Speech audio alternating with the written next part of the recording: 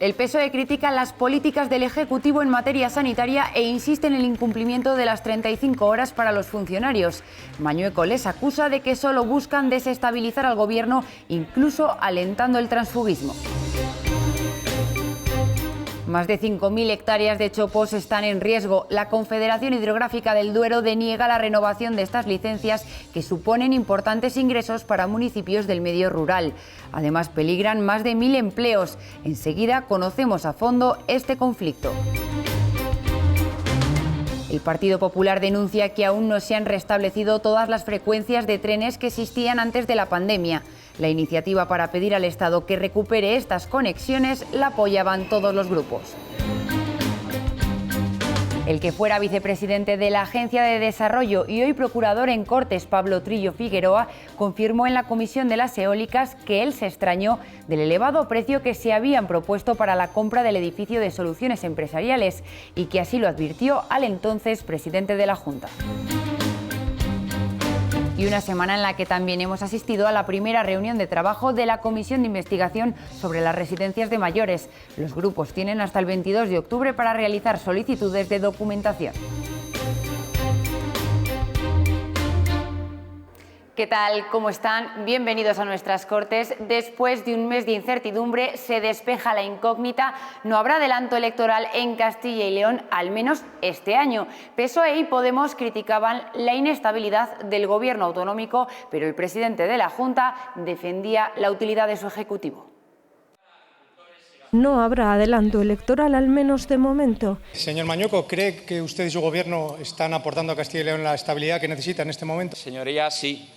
De lo contrario, no estaríamos celebrando este pleno. El presidente defiende la utilidad de su gobierno. Estabilidad es la que da un gobierno útil y que funciona como este gobierno. Y pasa al ataque contra el PSOE ante la posibilidad de una nueva moción en marzo. Señor Tudanca, mire ahí en el suelo.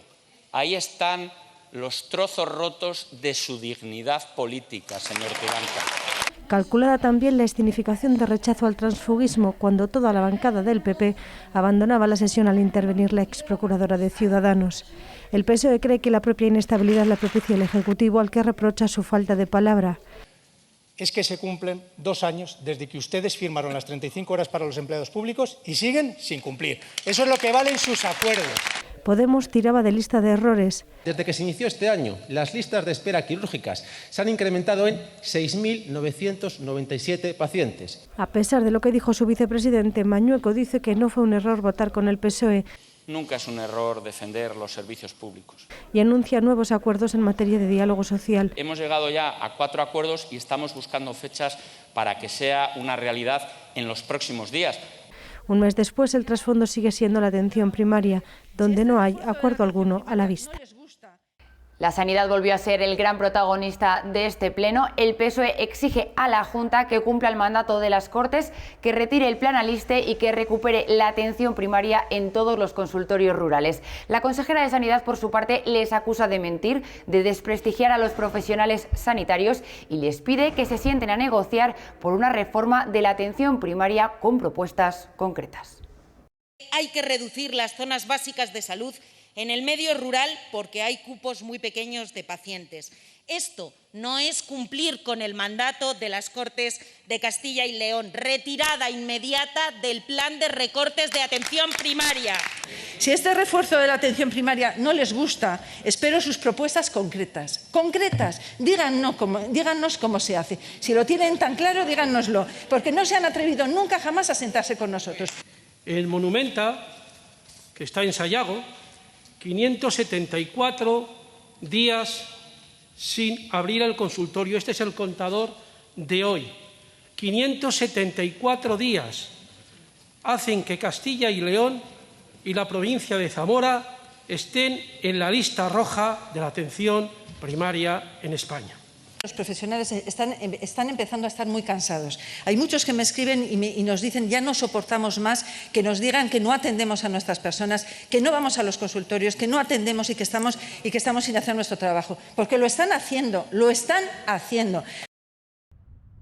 De las más de 2.400 interrupciones voluntarias del embarazo que se practicaron el año pasado en Castilla y León, solo 60 se realizaron en un centro público, concretamente en Miranda de Ebro. Hasta ahora era el único de la comunidad en ofrecer esta prestación, pero en 2 o 3 meses también lo hará el Hospital Universitario de Burgos. Y en las Cortes el Partido Socialista ha vuelto a pedir que se garantice la interrupción voluntaria del embarazo en los centros públicos de referencia, pero la proposición no ha salido adelante. No ha contado con los apoyos suficientes la propuesta del Partido Socialista, garantizar el derecho al aborto en todos los hospitales públicos de la comunidad. En contra ha votado Ciudadanos, Vox y el Partido Popular. Porque ya sabemos que cuando se trata de defender los derechos de las mujeres, la derecha siempre está en el mismo sitio, en contra. Según los populares, el único motivo por el que esto sucede es porque hay que garantizar también la objeción de conciencia de los profesionales. En Castilla y León no nos consta que ninguna mujer que haya manifestado su voluntad de interrumpir el embarazo, de acuerdo con la ley, se le haya negado la prestación. Partido Popular y Ciudadanos acusan al PSOE de enredar con este debate. Porque pretende llevarnos a un debate que la sociedad castellano y leonesa tiene superado y además hace ya mucho tiempo. Las intervenciones del grupo mixto fueron totalmente opuestas. Según Vox, la interrupción voluntaria del embarazo es una salida fácil. Podemos asegura que es un derecho legal y legítimo. O existe vida o existe muerte. No hay término medio en esta concepción, mucho menos cuando el aborto se plantea como un método anticonceptivo. Tiene que estar garantizado en la sanidad pública porque es ley y tienen que cumplir la ley, independientemente de lo que ustedes piensen en sus casas, que a nosotros nos da igual. El 97% de los abortos se practican en centros privados de Castilla y León.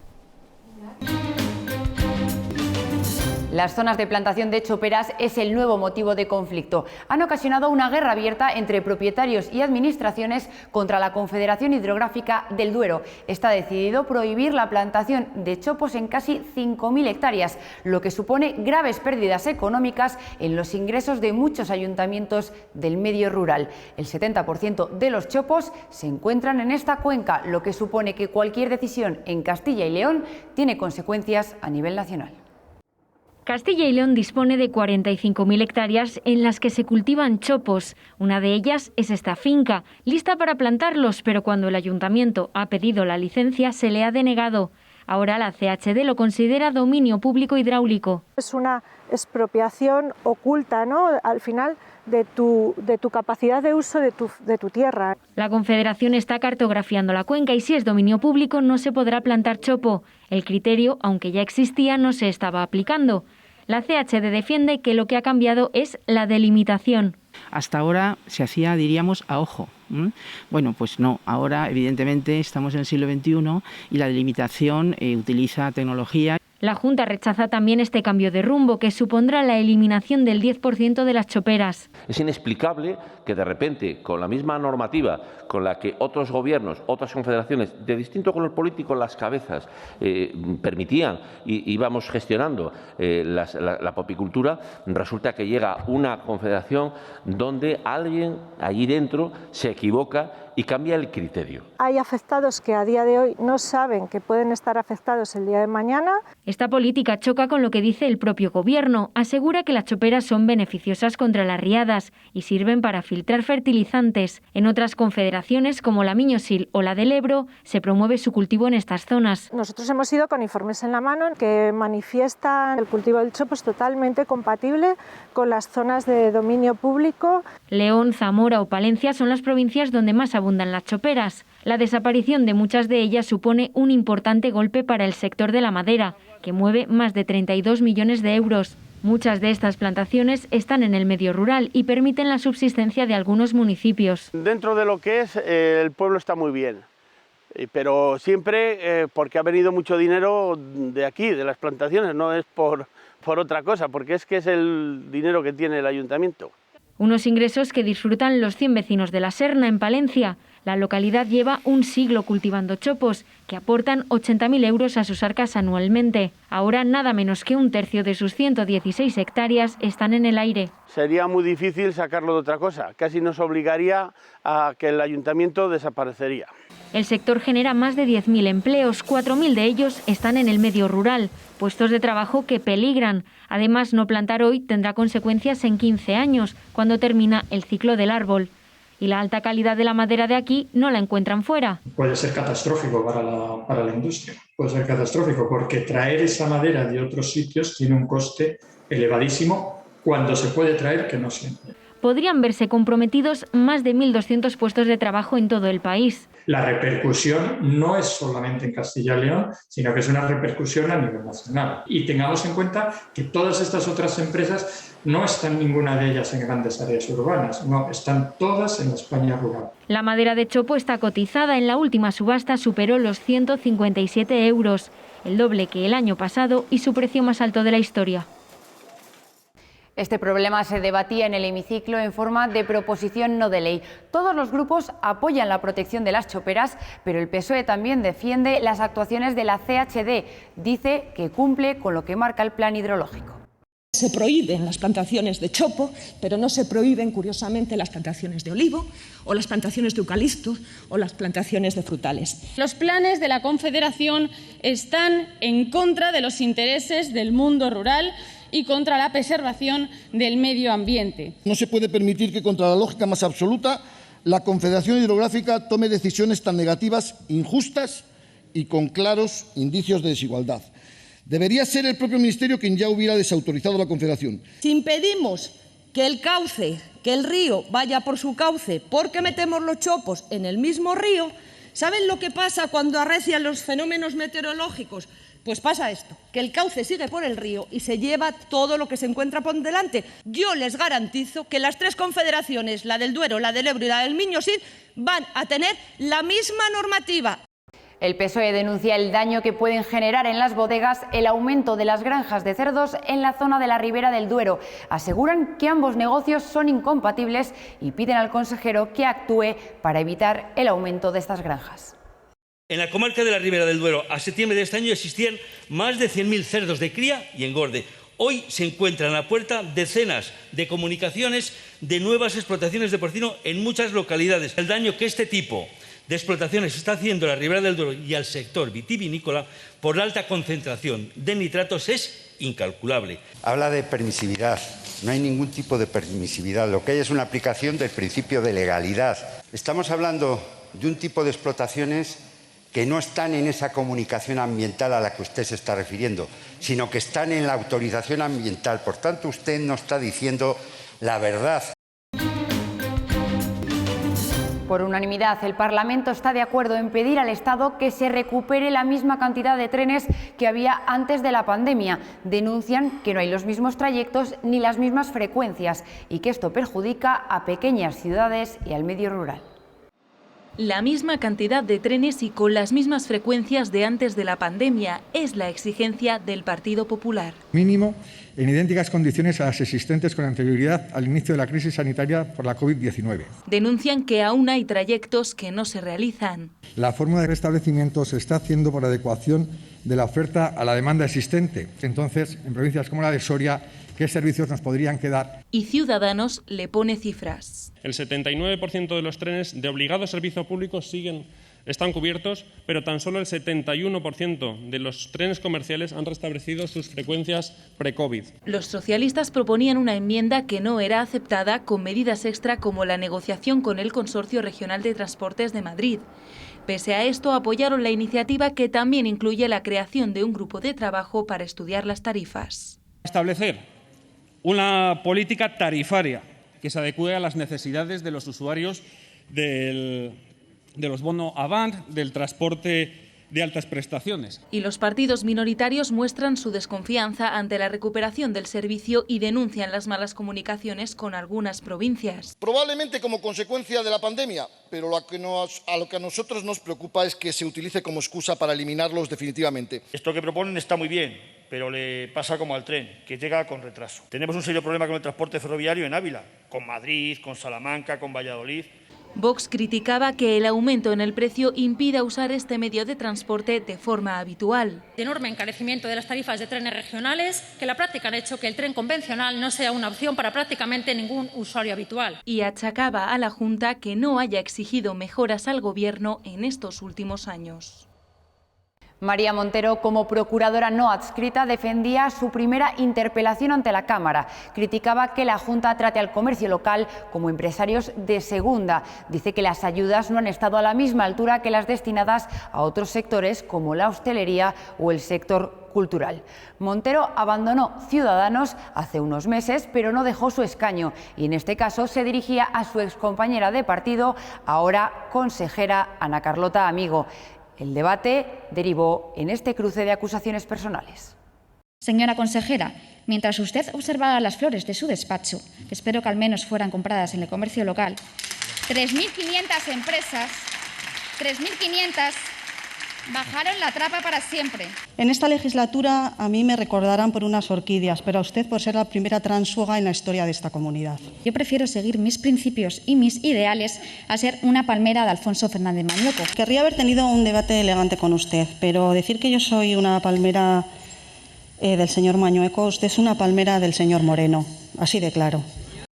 Nueva sesión esta semana en la comisión que investiga, entre otras cosas, la supuesta trama de corrupción en torno a los parques eólicos. Por ella pasaba Pablo Trillo, exalto cargo de la Consejería de Economía. El que no asistía, y ya por segunda vez, era el presidente de Iberdrola, Ignacio Sánchez Galán. En esta ocasión justificaba su ausencia porque oficialmente no estaba citado y ya tenía su agenda cerrada. La presidenta de la comisión reconocía que se había retrasado el requerimiento y anunciaba que se busca una nueva fecha. Nos trasladaron que tenía un viaje en el extranjero concretamente y por tanto estamos hablando con sus representantes para que el señor Sánchez Galán pueda cuadrar una nueva fecha. Son imágenes de 2010, cuando Pablo Trillo Figueroa era uno de los altos cargos de la Consejería de Economía. Sobre lo ocurrido en aquella etapa, ha respondido esta semana en las Cortes, en la comisión que investiga posibles irregularidades en la compra por parte de la Junta de este edificio en Arroyo, en Valladolid, la conocida como la Perla Negra. A mí ese precio de 66 o 72 millones, algo intermedio podría ser tal, sí me parecía un precio disparatado. Se refiere al precio que inicialmente se le planteó a la Junta para comprar este edificio que previamente tenía en alquiler.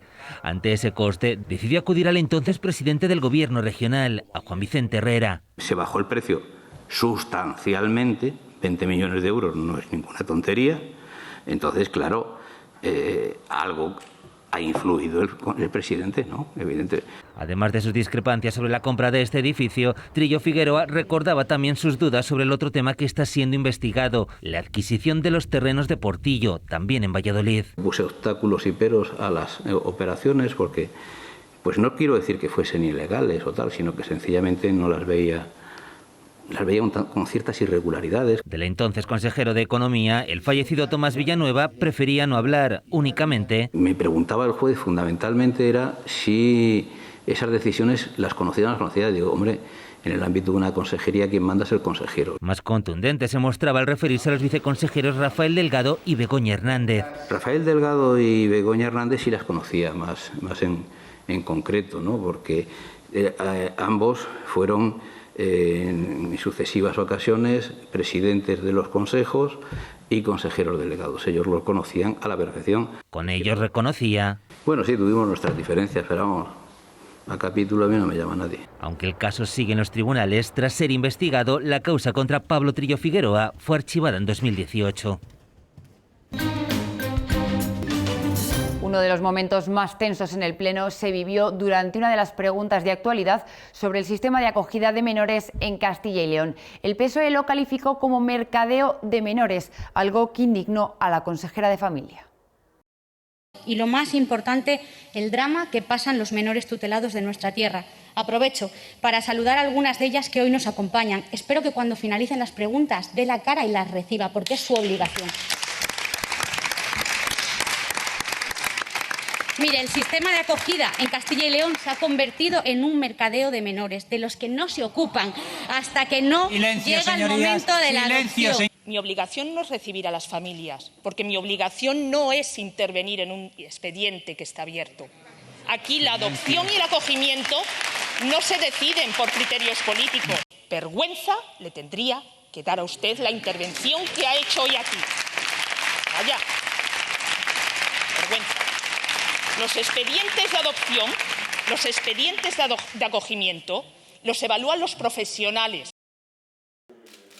Tras la elección del presidente, esta semana se celebraba la primera reunión de trabajo de la comisión que investiga la gestión en las residencias de mayores. Los grupos tienen hasta el 22 de octubre para presentar sus solicitudes de documentación. Hasta que no se consigan estos documentos, la comisión no hablará del siguiente paso, de los comparecientes que deberán dar explicaciones en la misma.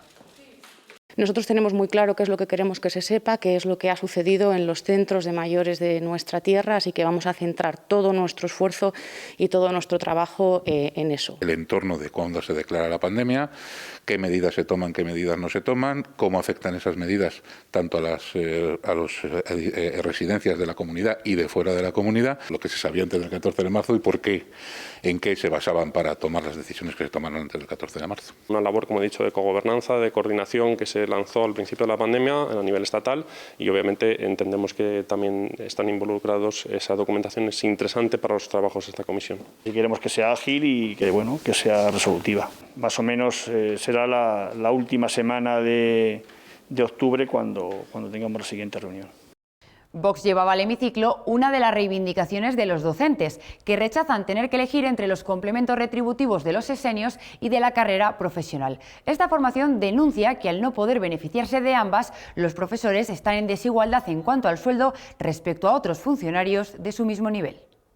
Se obliga a los docentes a elegir entre cobrar los sexenios o bien cobrar carrera, lo que supone claramente ampliar aún más la estrecha brecha salarial existente. Pues, por ejemplo, el primer sexenio de los docentes de secundaria, señora consejera, suponen prácticamente unos 70 euros brutos anuales, unos insignificantes 5 euros al mes. No se puede optar en el ámbito de la Administración General porque la Administración General no tiene ese complemento de sexenio. Solamente 3 comunidades autónomas, con Castilla sería la cuarta, tienen y disfrutan de esa carrera profesional docente. Exigimos que sea complementaria con los sexenios, como se ha citado aquí, como están haciendo 2 al menos de esas comunidades autónomas que la consejera ha señalado antes y que son La Rioja y Asturias. Sigan sus políticas. Las Cortes han abordado esta semana la problemática del bullying. El objetivo ha sido concienciar a un grupo de niños a través de historias y experiencias en primera persona, como la del exjugador de baloncesto Iñaki Zubizarreta. Y luego están los verdaderos héroes, que son los que ayudan, los que se lo dicen al profesor, los que se lo dicen en casa. Pero no siempre se cuenta, porque el gran problema del bullying es la ley del silencio, la que impera entre compañeros, padres y profesores. El problema del bullying es que hay demasiados que miran para otro lado, demasiados que o alientan o ni siquiera son capaces de dar ese paso adelante y decir basta. El Salón de Actos del Parlamento Regional ha sido testigo de los consejos de expertos como el profesor Juan Carlos López. El 80% de los niños que sufren bullying no lo dicen en casa.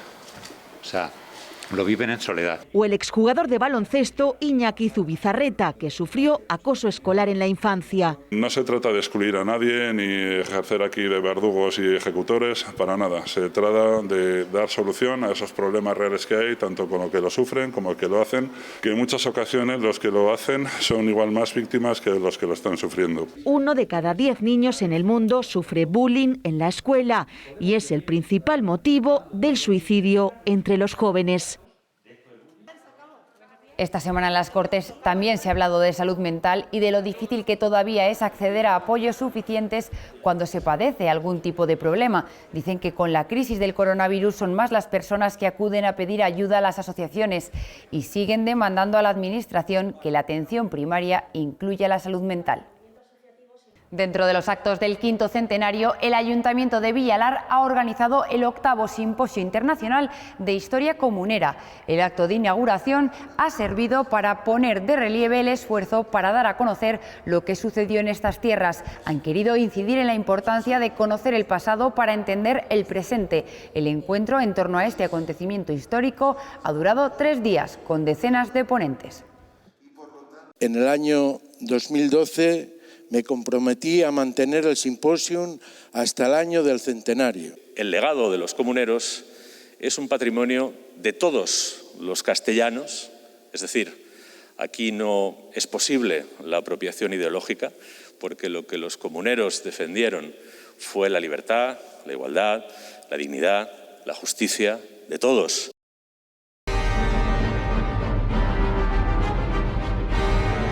El pasado sábado se estrenaba la Ópera de los Comuneros en Salamanca, pero este gran espectáculo musical y artístico continúa visitando todas las provincias de la comunidad. Ya ha pasado por Zamora y Ávila.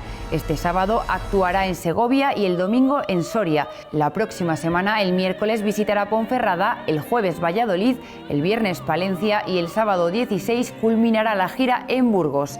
Con las imágenes de la ópera nos despedimos hasta la semana que viene.